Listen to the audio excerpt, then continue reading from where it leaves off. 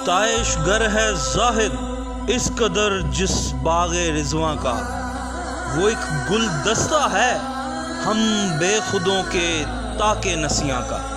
BBC new York Times میں کشمیر میں نسل مسلمہ کی نسل کشی کی تیاریوں اور بنیادی انسانی حقوق کے قتل عام کی نشاندہی ہو رہی ہے۔ امریکن سینیٹرز، برٹش سیاستدانوں سمیت روس اور اب فرانس کو بھی مقبوضہ کشمیر پر تشویش لاحق ہے، مگر حق تو یوں ہے کہ حق ادا نہ ہوا۔